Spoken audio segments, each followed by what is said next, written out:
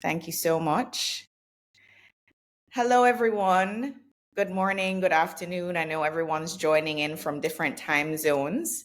Welcome to our webinar, Philanthropy in Freefall, Reimagining Feminist Futures in a World on Fire. My name is Leanne Levers. I'm the Director of Advocacy and Communications at Comotion. We are a social change agency.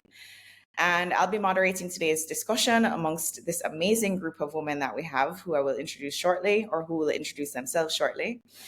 Just to give some context, I think we're meeting at a time post-UNGA. We've just had lots of discussions, and overall, the global landscape is shifting rapidly. Traditional aid systems are retreating. We have the rise of authoritarian actors. And across the world, civil society and other advocates are showing extraordinary courage, imagination, resilience, and really wanting to take inspiration from that and while recognizing the reality, also really explore the question of how do we not just weather this free fall, but actually chart a new and different and progressive course. So our aim today is really to be solution oriented. We will be looking squarely at the challenges, but also this amazing panel will be sharing their insights about where progress is happening, where movements and funders and communities are already building more sustainable models and just models, and sharing their insights on what they see for the future.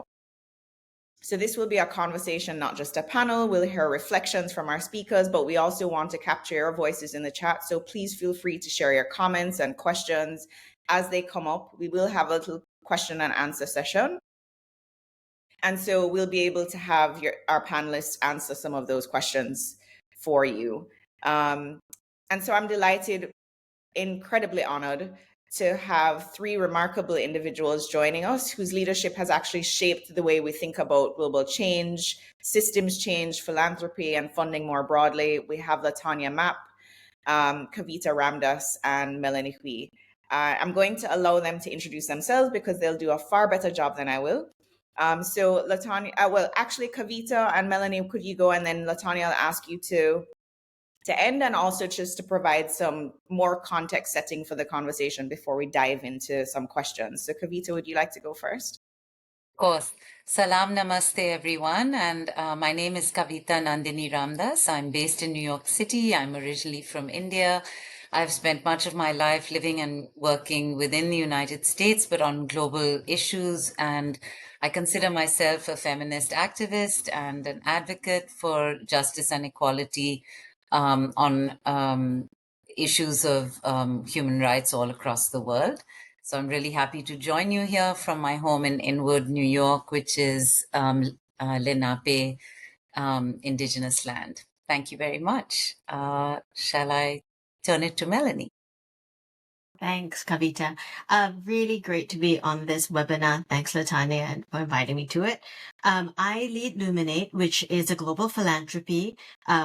And our mission is really wanting to see that people have the ability to input into the decisions that most impact their lives. And right now we're seeing a lot of those decisions being made by tech companies. And our focus thus is something we call tech justice, which is really working at the intersection of technology and human rights.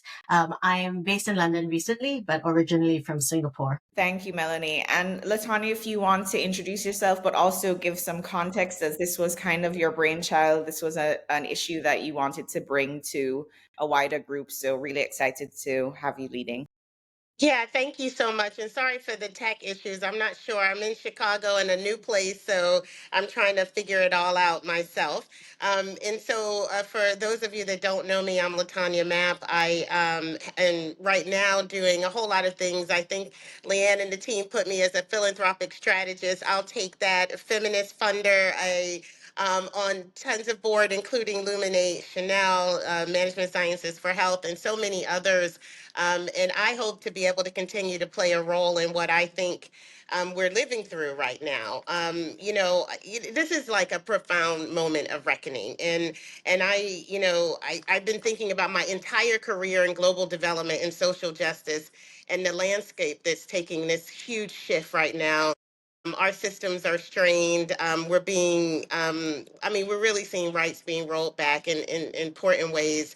Civic space is shrinking. Traditional philanthropic models are in need of major reform. And so, as these dynamics are folding in many actors, whether it's funders or government or social movements, feminist movements, we're feeling frozen and fragmented and, quite frankly, fatigued, in need of guidance and leadership. And so I think this is a unique opportunity, this period right now. I think we are having to imagine a bold, intersectional, and intersectoral strategy for what comes next. We can lay the foundation for a new direction for development and social impact, and we can redesign the development architecture to be more inclusive and sustainable, decolonial, relevant globally, grounded in justice, hope, and shared power. And so I think that's where philanthropy can come in. With the global systems under this pressure, with the rise of authoritarianism, can't even say the word anymore, disinformation, the silencing of civil society, these are not anomalies that's going on. They're coordinated strategies. They're seizing control of our systems of governance, and really they're trying to silence or starve out the non-compliant.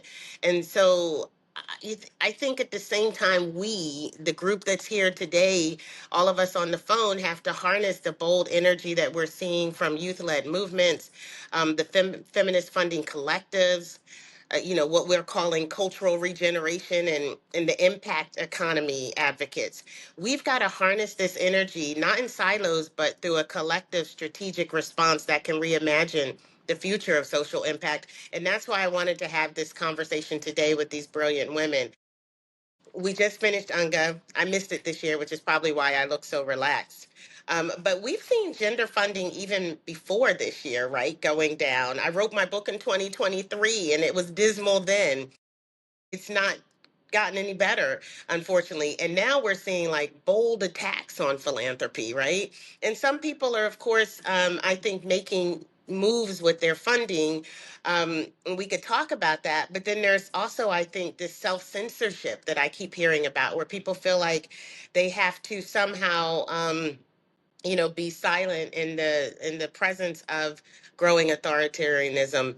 And so I think philanthropy has to pick up in a new way its risk-taking role, right? Because that's what philanthropy has always been. It's been capable of taking risks that other funders couldn't. We have to take up that role of convening, in sort of, it's not just happening to America, it's happening all over, which means then we have this need to convene and talk about country examples that have done well and those that haven't. We have to foster accountability where there haven't been. Philanthropy has to question leadership right now, in big, bold ways. It has to ensure that research is going on so we don't forget the moment, right? What is happening? Bring in academia, center those that are most affected right now. And then I'll just say before I hand it back over to you, Leanne, because I know the group of people that are on this call are the very people that I have to remind that there is joy in resistance. There is happiness and well-being that you can maintain while we're doing this work. And we can't do it alone. We got to do it together. And so let's do it in a way that brings us joy and helps us to remember why we got into this work in the first place. So that's from me and why I wanted to do this. Oh, thank you so much, Latanya. That is an amazing context to bring us into the conversation. And actually, Melanie and Kavita, just on that note, I've just come from UNGA. A few of our colleagues were there. What does this, whether you want to call it a collapse or a transformation of the traditional aid architecture, look like for both of you on the ground with your groups and you're in the spaces that you're in? And then we can talk a little bit more about how to move forward. But how has it been feeling and looking to both of you at this time? Melanie, I don't know if you want to start, and then Kavita. Sure. I think as Latanya said, it hasn't been, it has felt very sudden. Maybe the USAID big pull-up, that was very sudden, but it has been a long unraveling, that started before USAID's, dissolution, with multilateralism, international collaboration, really increasingly on shaky ground. of course, mentioned rising nationalism, and really it's a lack of trust. I definitely track that also to kind of growth of social media polarization as part of something that certainly exacerbated, the things that were already sitting with us as a global society. So what's dramatically changed though is this yawning funding gap, among other things, and that's with the topic that we have at hand, something that we'll talk to I'm sure today. I think there is both a sense of how can philanthropy respond, and also awareness that the gap left by these big bilaterals is yawning and humongous, and there has to be other ways besides trying to, and certainly building back in to the previous frame probably won't serve us. And it's probably not even ideal. So how it looks like from grantee partners, I just got off a phone call with a colleague of mine who said, yes, this other organization is going to fall. They decided that they're not doing unique enough work to keep going. They're going to try to rehouse work in other places. So every day, my folks are speaking to the people actually doing the work on the front lines, and they're doing the best they can, but it is exhausting with the shrinking space, with the such strident anti-rights work, which makes them feel like they're doing unlawful work all of a sudden. And this has though been the case. I think it feels very acute in America, where we have lots of colleagues. But as Luminate is a global philanthropy, mostly working in the global majority, as well as some work in Europe, in the global majority places that we work, like Indonesia right now, it has been, these kinds of environments have long preceded what's going on in the US. And I think there's things to learn from the resilience that they've had amidst tightening, shrinking budgets and that kind of thing. But yes, that's what the partners are dealing with: layoffs, reducing staff, shaving budgets, because they're not financially viable anymore. I know a lot of the conversation that they've been having is about fundraising, but I am interested, and I remain curious whether the conversation should be not about closing the gaps, but the new ways that they're going to reorient. I mean, I don't know whether that conversation, because we're all living in hope, is really there. And I don't know that there is going to be magic bullet solutions, even if we rally funders, which is something we're trying to do. Philanthropies, I'll be a bit straight talking. I feel like because the philanthropic world is generally the comfortable place to be, right? We know this is not, I'm not saying anything surprising.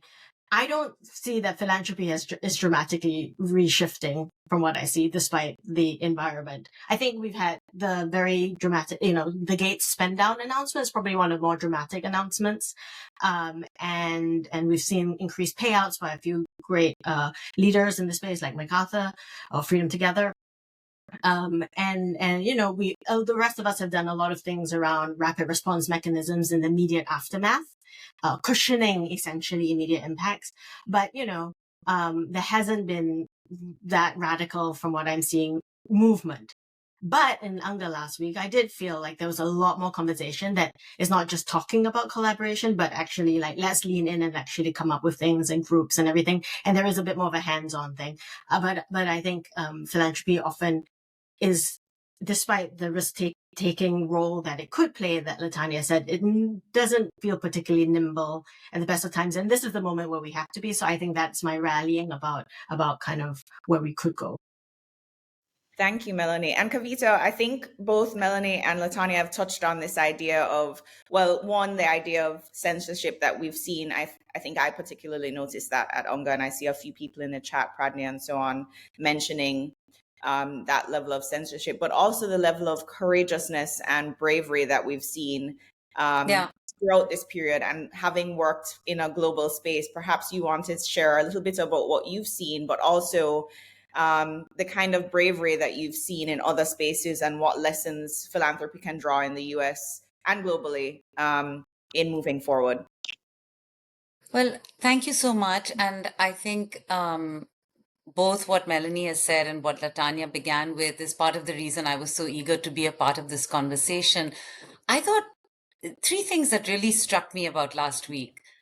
In the conversations with civil society, I should say first also that I work as a senior advisor with International Planned Parenthood Federation, which is a membership association of over 150 organizations in more than 130 countries that work on sexual and reproductive health and rights and justice.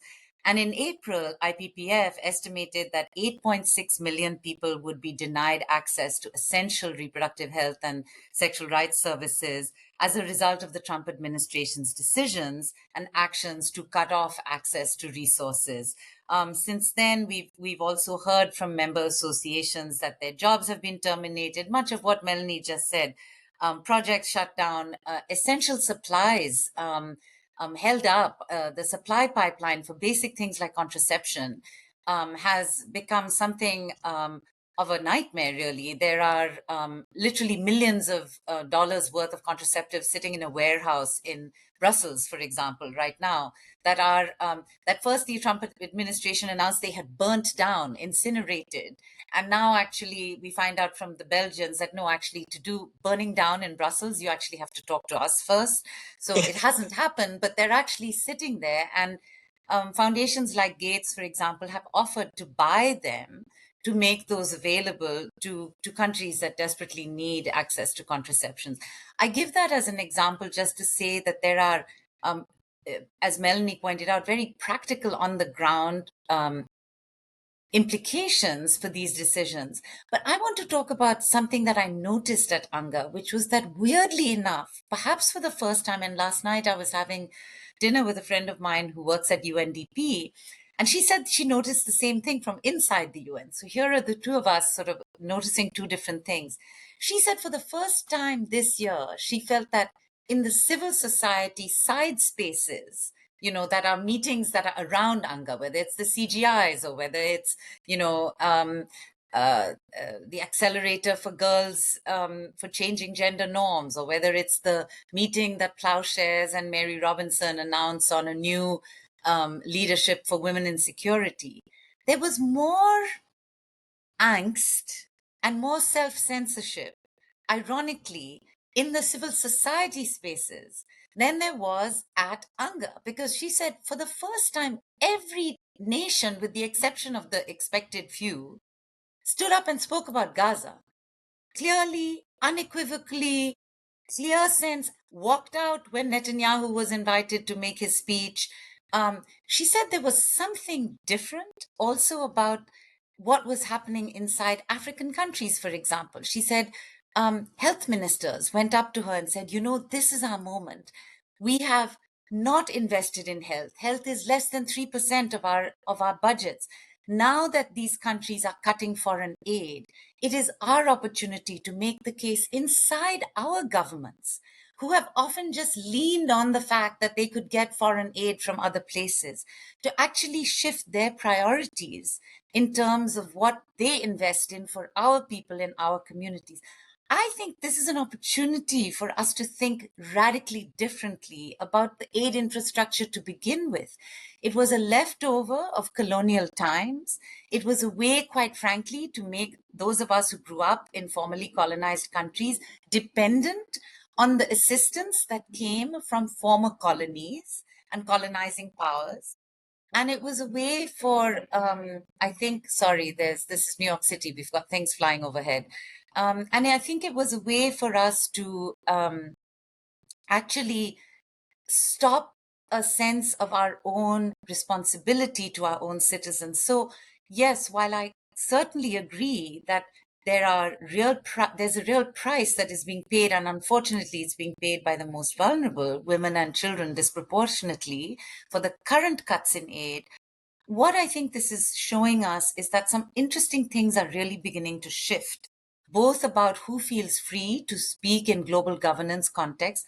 But to Melanie and Latanya's point, what was the self-censorship that was going on inside civil society space inside the US? I think that has to do with what the Trump administration is doing, not with tariffs and with cuts in aids overseas, but with the threats to civil society organizations inside the United States. So many people were not able to come. They were not given, they had valid visas, but they weren't allowed to board the planes to even come here. A wonderful young artist from India was stopped at Abu Dhabi at immigration. She's come to the US every year for the last 15 years. And this time she was just told she couldn't come. She runs a art program called the Fearless Collective. And I think this is a moment for us to really ask ourselves. I'll give two examples. We were in a meeting which was supposed to be of women leaders talking about global security. There was not one mention of the genocide. There was not one mention of Congo. There was not one mention of Sudan. How do you bring a group of global women leaders? Latanya and I know this. This is the stuff that we work on. Women on the ground are taking those risks every day. How do you bring people together and not even mention those places? And they aren't being mentioned because people are afraid that funders in particular will not be willing to fund. I think that, that's what I saw then on the second day on a completely different topic where people were talking about girls' education. And instead of talking about the crisis around reproductive health and rights and how women's rights are being rolled back, there was all I can say is that it sounded like McKinsey talk, sort of well, we'll have data and evidence and we can, and we'll have, and again, time frames. To Melanie's point about our foundation stepping up. Actually, I think, Melanie, it's pathetic to say step up to 6. I love John Palfrey. I've worked at the MacArthur Foundation for almost 10 years. I think when foundations in this country and across the world have made over 25% on their endowments consistently for at least 15 years, to say that you can go from a payout of 5%, which I don't know if people understand, that payout that is required to be done to meet your tax requirements includes the cost of paying your staff and the cost of rent for your office and all of those other things. So to me, it's a travesty that foundations are saying that 5% payout is, really all that they can do, and that stepping up to 6, which is what the MacArthur Foundation is, somehow something to be celebrated. I'm sorry, I really don't think it is adequate at a time when our very democracy is at stake. The only other foundation that has gone up from there has been Freedom Together, and Deepak Bhargava and his foundation have stepped up to 10. But still, people, really, we have literally sat on money, billions of dollars, that have made up to 25%. And I know this because I have sat on boards of different foundations. I know how much money this money makes. Mackenzie Scott is richer today than she was when she began giving away her money, because money makes money. And I think if we as a social sector do not hold foundations accountable for this at this moment, and we sort of are so anxious about, well, we won't get our grants, so we can't really criticize the sector, so therefore we have to be quiet. I think we're heading down a very slippery slope. Our job as civil society is to keep democracy alive. And if we don't do that by holding people accountable, we are participating in the demise of democracy within our own society. Thank you so much, Kavita. That was an amazing point for us to pivot into. What does that look like? We've all of you have talked about the bravery of civil society, but also what does the bravery of funders look like in this time? How do we come together to really transform the system and, as you said, move away from this kind of colonial remnants of funding into reasserting new ways? And Latanya, I don't know if you want to start by, and then everyone can jump in as they I'm excited after, Kavita and Melanie, thank you so much just for your honesty and clarity in this moment, because I don't know if you saw that. I think it was, so the elders group, and I think it was the ex-president of Australia or New Zealand who was like, we have the tools. We know what to do. We lack the leadership to do it. And I think, that is the thing that we have to lean into. And I start with that because I think for so long we've been saying this, and I know everyone on this call agrees that we have to follow sometimes. And I think right now it's time for philanthropy to follow, as opposed to thinking that they have the answer, they have the solution, and they know what to do. I don't know if we have the liberty to continue to work that way. Strategies that are made in capital cities and then try to deploy and look for, put the RFPs out and get people to sign on and do the work of the philanthropies is not really what we need right now. What we need right now is a structure and a system that's going to allow them to sustain themselves. And so there used to be a time when, just all the way back, my grandmother used to bring home, HIV, AIDS babies from the hospital because back then they were arresting women who had crack in their system. And she ran an orphanage from her home without any support from the state, philanthropy, or any of that, right? But she did that by selling fish dinners on Friday, right? All of what she was doing. And she later on, the state came in and people helped her get funding from other places, but she never stopped, with the fish dinners on Friday, which were bringing in a few thousand to buy the milk and the formula and all those things that the babies needed. And I say this because I think this is the instinct of most nonprofits, but they're caught in a system that says, you shouldn't have a for-profit arm. You shouldn't be making money. You have to, and I don't want to be facetious, but it's like you have to beg from. And for the entirety of your existence, you have to continue to do that. And it's time for that to stop. We knew it didn't work back then. We know now that these NGOs, nonprofits need to have arms that will fund the work that they're doing. It's possible. I won't even pretend that it's new, but this social impact work, I think I'm seeing it happening in Africa and Asia way more than in other places. It's like they have to be given the support to build something that will continue to thrive and to build income for them over time. That's where the investments need to be. I want to help. I know you want to help. Philanthropy, you're going to have to kind of get off of this thinking that it's got to be a year to year or even every 3 years of funding folks. So that is one piece. We need to give nonprofits room to come up with the solutions that they probably already have and give them the money to be able to support that. And then I would say that we also need to, and Kavita and Melanie, you've already covered this, but we need to use this time to actually say something when something is wrong. It doesn't cost you a dime, and it does so much to be able to help those who are losing funding now be able to go down the paths that they already know they need to go down. So there's the money part, yes, that we need to make bigger and bolder impact investments. But the other part of it is that we can't be quiet, sitting in our comfortable ivory towers. This is the moment to say something. And so please let us in philanthropy think about what advocacy looks like. And it doesn't have to be a whole political agenda. It could just be supporting those that you've been supporting all along in the way that you know they need Latanya, right now.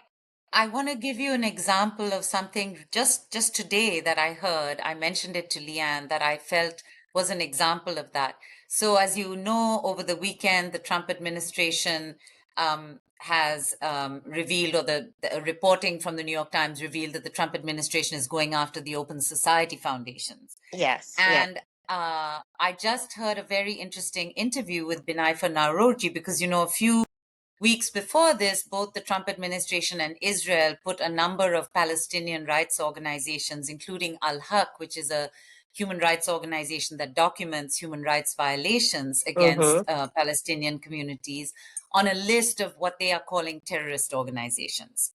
And in this interview, he asks Binaifa, first about what does she feel and how is she dealing. And then he was like, well, the Trump administration says that you have funded this organization. And her response is, we have funded both Palestinian and Israeli human rights organizations.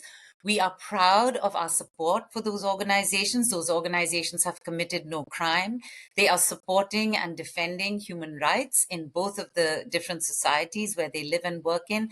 And we see no reason to be apologizing for documentation of work which is neither in any way harmful or hurting anybody or in any way consistent with definitions of terrorism, and that nation states often use those terms to discredit organizations that are doing human rights work. To me, that's an example of very Absolutely. clear, very unemotional response that simply says, look, anybody can be put on a list of who is considered to be a terrorist organization. I remind people on this audience that until 2008, Nelson Mandela was on a list in the United States that was in which the ANC and Nelson Mandela himself were termed terrorists. And that is because the entire struggle against apartheid was dismissed by both the United States and many European countries until grassroots activists, young students, including myself, and I'm sure Latanya yourself, remember being activists for divestment from South Africa. So I do think that there is a different way, but I think we're going to need more leaders to actually step up and show us what that looks like, both in civil society and in philanthropy. But I also agree with Latanya that young people have been showing us that, at least and it's not just the last 2 years with the encampments. Who led Black Lives Matter movements?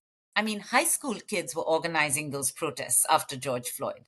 So I think Totally agree. Totally agree. we And we totally have have to to remember. stand behind people like Benifer and Melanie too. And I know you're about to chime in too, who are in those positions. It's very difficult. And when they make these statements, which aren't even controversial, to be honest, but somehow get turned into that, we have to be standing with them so that people know that they can't F with them. Let me just say. So go Because ahead, in this Melanie. moment, there's just so much, hyper anxiety, right? So the Mm, risk really is that we recreate some of the anxieties, and you've seen it in, what you described, Kavita and Latanya, in the conversations in the past week. So people are getting hyper anxious, and so they're re-strategizing, but that's like basically asking the same old questions of the same old people, wringing our hands, a lot of hand wringing, self-flagellation at these conferences that we just were at. And then giving ourselves the luxury of inward reflection, which right now, that's why Latanya was saying just act, just follow, rather than think of it yourself, because we're actually foundations further away. I mean, the other risk is chaos, right? Or the feeling of it anyway, is that we turn, even the more relaxed people like of us become a bit more uptight and authoritarian to looking for things to control during this time with all these strong headwinds. We could default to these funders, us funders can default to old habits, restricting grants, doing heavier reporting for compliance, all of those kind of things. So those are neither approaches that we need to take, right? The conversation at Luminate is like, how do we quickly get much more outside in, really sensing and being much more responsive to what's going around us? How do we adapt? Go along with the ecosystem. So we kind of have started framing our what and how we do things as looking at being an ecosystem funder. And what that is really how we can listen, experiment, nurture, bring others along, but it's really by following the field, and you have to be really deep in connection, rather than foundations with a flag that you're planting with with the budgets and grants, but really like, how do we be arm in arm alongside as much as we can, and that's enabled by having people rooted, like teams rooted in place, and being much more proximate to where decisions are being made, rather than this more colonial version where you're kind of airlifting from far away. And I think there is something there on philanthropic practice that we can do much better at, and in this moment it may push us to go that way, and that's kind of, I have some thoughts about that, but Kavita, please. Oh, you're on mute, Kavita. Melanie, please finish your thoughts, because I want to hear what your thoughts are on sort of how we do that. I was actually going to respond to another point that Latanya had made, which was around the mutual aid and self-help traditions that I want to speak a little bit more to, because I think particularly in the global majority world, where certainly you and I both grew up in, there are very different ways to, and frankly, the global majority in the United States, there's that. I mean, Black people in the United States have always known. Your grandmother always knew that nobody was coming to kind of rescue her, right? So she had to, if she was going to do something, she was going to do it herself, right? And I think, and people in her community were going to buy those fish dinners and make money. So I think that's something which, when people talk about the NGOization of the sector, I think that is what it refers to in my mind, which is, and I saw it in India when I was running the Ford Foundation there. I felt worried that when the Modi administration decided to come after foreign funders, too many Indian human rights organizations were so dependent on Western funding that they couldn't actually recalibrate quickly enough either to rely on Indian funders because we hadn't developed a robust enough philanthropic community internally, but also on these structures of what Latanya is talking about, right? Self-help groups, mutual aid organizations, starting your own small business to support and strengthen the work that you are doing in your own communities. And I think just as in the same way that aid was used by former colonial masters to kind of keep a kind of dependency, I think there has been that same mentality in a way has grown up within the civil society sector. And so, Latanya, I just wanted to say thank you for pointing that out, because while the revolution will not I don't believe that the revolution will not be funded. All revolutions have always been funded. I remind people that even Karl Marx got a big grant from Friedrich Engels, who was an industrialist, to help write the Communist Manifesto, right? And and Gandhi got money from Gigi Birla, who was a big Indian industrialist. But I think we can also, and this is where the Global Fund for Women and feminist funds, Latanya, have learned, right, that if we're not dependent on just one donor, if lots of people put lots of little amounts of money together, we get a lot more ability to be independent, and we get a lot more ability to do the kind of funding that we want to do without being dependent on outside funders. So I just didn't want to lose that point you were making. And I hope your grandma is listening and smiling down at us. Totally, Latanya.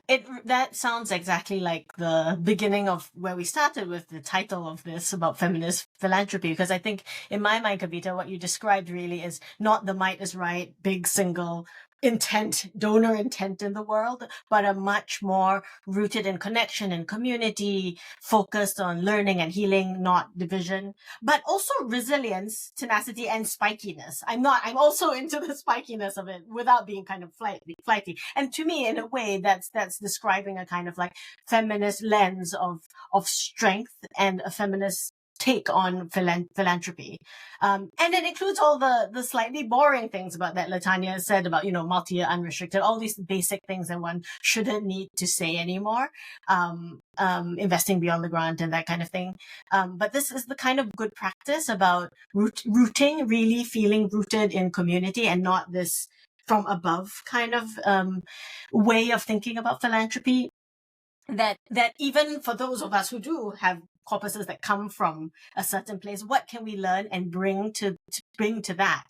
The big thing that Luminate's been moving on, this was even before the funding for has fell out, but like kind of we felt three things. One, we need a bigger and stronger field, so that's the work you do to fund. Two, new pathways to change, because there's a lot of things that we don't know as things evolve so quickly. But three, also more resources. And so we took it upon ourselves to now we've redesigned jobs so that as you're giving out money, you're also growing the field. You're also saying who else could come along? What are new funders? Who are new funders? Who are unusual suspects who think they don't want to fund these human rights topics, but actually realize there's a huge intersection with people who care about women and girls, and those who care about, issues in the intersections of human rights. So that's a way of kind of just being much more expansive, weaving between the things and not being in our square boxes in a way that feels to be something to learn. The institutional philanthropy can learn from all your histories and all of these examples of where things are happening much more organically and dynamically. Thank you so much, Melanie. There are a couple of questions that I want to get to from our audience, but and I think all of you have pointed to this in different ways, but just a final question for you all is, what is one single thing that you would suggest that we should be changing? If we could redesign the entire funding system tomorrow, what is one practice that you would keep and one practice that you would throw out? And in talking about that, what's the single most urgent step for you all in your own spaces to be able to contribute to moving us closer to that? I'll just start because I know these guys are going to have major inputs that we need to hear. But for me, I think right now we really, well, okay, let me just say if, when, because we're not even in a situation where we're like, if we redesign the system, we are redesigning the system. Whether we're doing something or whether we're doing nothing, we're still redesigning the system, right? So, I mean, at this point, I think building in this accountability, this two-way accountability is going to be really important. I think we have talked about it for long enough that the communities that receive these funding should be um, the number one critics of the work that philanthropy is doing, and not the other way around. And we spent a long time building, logarithm, gram, all of this stuff to say what impact looks like, and lots of kind of voices in academia and other places about what it should look like. What we haven't really codified is what that means for the community and whether their outcomes, desires, and missions have been met. And that's how we should make sure we're being judged ourselves in philanthropy around the work. So to me, the system just has to flip and make sure that those kind of accountability questions are being asked on a regular basis and are being looked at and studied as opposed to the other way around. So for me, that's like hugely important. And I think right now, as we, and I kind of mentioned this, and I'll just go back to this, but I think right now, first and foremost, let's take care of ourselves. We're seeing so many nonprofits and community-based organizations having to sort of close, and I know that's part of it, right? Sometimes you do have to minimize in order to maximize overall efficiency and impact. But let's not lose the spirit behind that work. Let's not let communities who've already been suffering in huge ways continue to suffer as we figure this out. So let's make sure that we're centering those that are being affected now. It's very important that we do that. I mean, we're seeing it in America. We're seeing it all over the place. And I think too often the conversation around philanthropy is around the structures, as Melanie was saying, the actual institutions, as opposed to the support that they've been receiving been giving in the communities, and how those communities are faring. Let's try our best to come out of the like woe is me, we're under attack kind of thing, and be very careful to make sure that we're talking about what's happening with those communities, because otherwise it'll get put under a sheet, under a blanket, and this kind of impact can be huge by the time we lift up and see it. And I think that's going to be important for us right this second. So I'll yield to our colleagues. Thank you. Melanie, would you like to go next, and then Kavita? Sure. Briefly, I think I'm seeing, 10 years of people saying they should collaborate. So now we should actually resource this institutionally and just talk about it. So, I mean, in the way, what are the ways that we can organize ourselves to defragment ourselves to be less of a pain to the people that need the funds? One.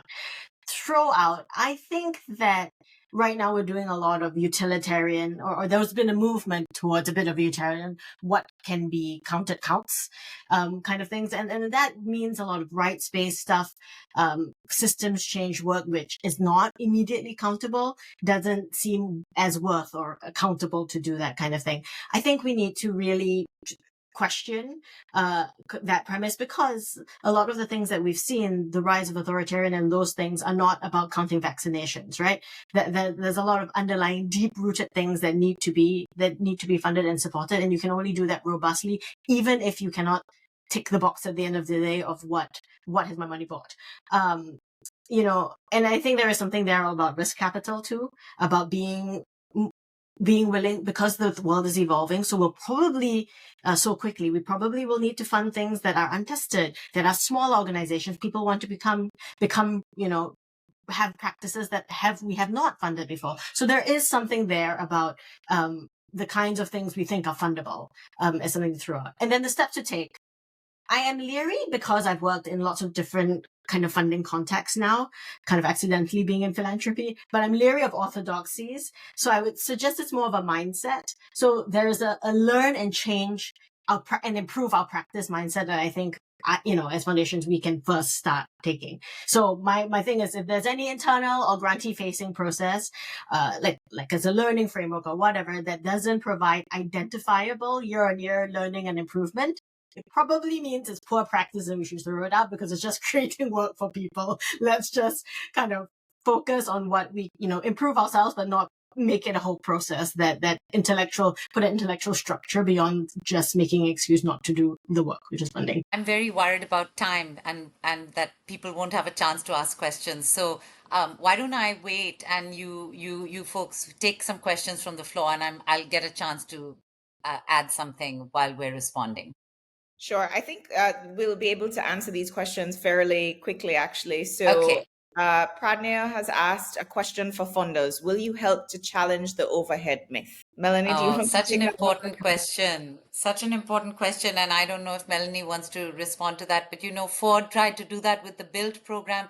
But I would say overall, progressive philanthropy, please read Vule if you're not following Nonprofit AF. He is such an excellent writer and commentator on the lack of philanthropy's ability to actually live up to its promises. I think that this is an area in which all foundations need to do much, much, much better. And I always find it ironic that foundations that live off their own endowments have a huge issue with giving other people endowments, which I just find absolutely hilarious. It's like, this is great for me, but not for y'all. You don't know how to manage money. You don't know how to, which I think in this moment particularly is so dangerous, because part of the reason that the right wing is where they are right now is that they did not fund like this. They funded for 30 years. When I came to this country in 1983, the Heritage Foundation was giving grants to right-wing organizations like the Federalist Society, like many others, not for like 1 year and 2 years and saying, and we'd like to see what change in norms happened in 3 years.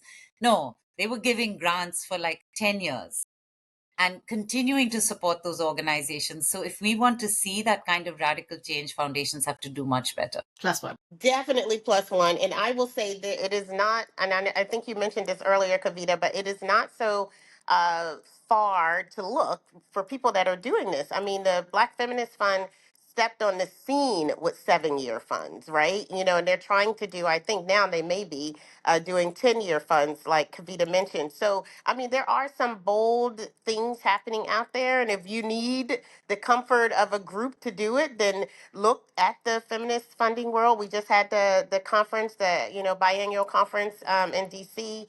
There's tons of groups, more than 70, I think, members who are really subscribing to how do we be the most supportive to the movements that are doing this work.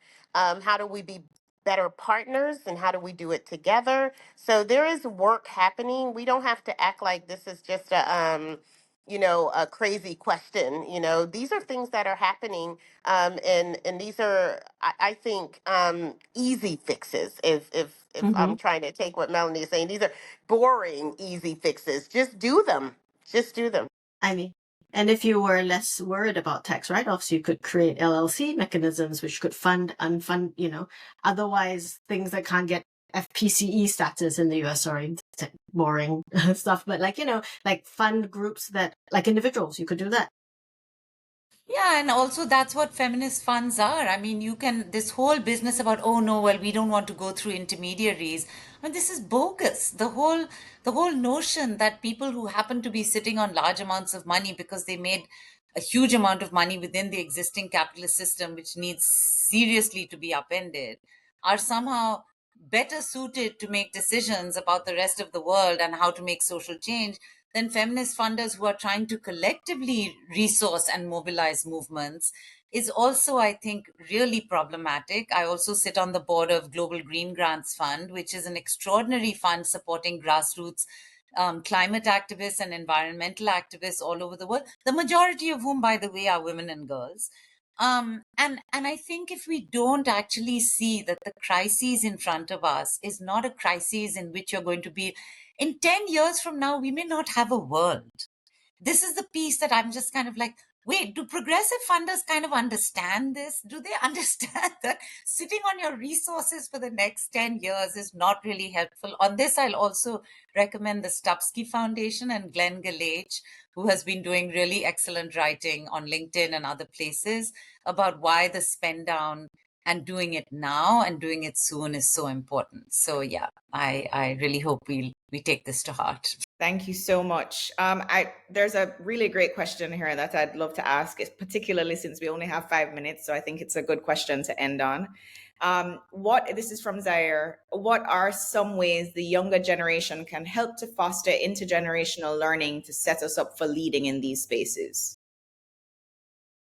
Okay, I'm gonna jump in because Zaire is my former. She's my former TA at Columbia University. And listen, I mean, just a quick saying how disappointing some of academia has been in this time, and a time where their voice and their expertise could really be helpful. I think that, we have not a program, but like daily have to build in youth programming, youth voices, and youth leadership across the board. It is not a special thing. It is what we have to do in order to lead. And I don't mean just philanthropy. I mean all of our nonprofits, all of our for-profits, all of our government. It seems insane to think that right now, the leadership, however quirky it may seem from where we sit, if we don't involve them, then this 10-year run that Kavita is talking about is already over. Because this Exactly. is not going to be me or her or even maybe Melanie. I know you're a little bit younger, but this is the moment that young people. I don't even think you guys are afraid to step in or lean in. I think you're having difficult time finding spaces beyond this sort of tertiary. We want someone on our board who says nothing. We want something at an event to speak and then go sit down. These are not ways that you engage young people. It has to be intentional. It has to be all the time. And so thank you for the question, of course. And we are with you. And I can already tell you this group on this phone call right now very much sees the need for how we can be more intentional. And we are not just trying to give you a space to lead. We are following you in what you need to do. I so agree. I think actually young people should be the people in front, and we all should be, and they actually have been. I mean, They have they were been. telling us that Gaza was a genocide 2 years ago, before all the scholars who have just come out with their statements today or, 2 weeks ago, right? So they were the ones who took the risks. They were the ones who risked not getting their diplomas. I have students, former students at Princeton, who are still dealing with criminal cases because their universities have not shown the courage to stand up and stand with them. So I think for me, the reason I'm so involved right now with Zoran Mamdani's campaign in New York is that it is an example of young people leading. 60,000 young people in New York City have knocked on over 1 million doors. And they did that with no money, with no super PACs, with tiny, small amounts of contributions. If the Democratic Party and big philanthropists do not see how young people are changing the game right now in front of us, we are in for a very rude shock. So I would agree with Zaire and with Latanya that they are already leading. It's up to us to open our eyes and to start following. Mm-hmm. And from a philanthropy, it could look like, reconsidering your idea of risk. So if you think these are young people, so they don't have this experience, this kind of track record, even the way we do due diligence, I mean, it doesn't have to be that way. This is all decisions. And so that's a way of resourcing, right? Or you working with intermediaries, as we've had a number of them that have a very strong youth-led focus. Who are much more proximate. If there's a way, if the current structures don't enable it, there's still other ways of thinking about how to enable and resources field. So I'm very, very interested and keen, because it's absolutely critical for the places in the global majority where a funder like Luminate works, where the bulge of the population that is going to drive things forward is youth led. It's not even an outside the question. It's like the only strategic thing to do. Thank you so much, everyone. We are at time, and I just want to take the opportunity to thank all of you, Latanya, Melanie, Kavita, and everyone who's joined us on the call for creating such an inspiring and enriching conversation. We've talked about the courage of community and civil society. We've talked about bravery from the funding community. We've talked about the youth really stepping in and leading the charge and having everyone else follow. And we always like to say at Comotion that the answers are in the community. And I think today's conversation has really just reinforced that.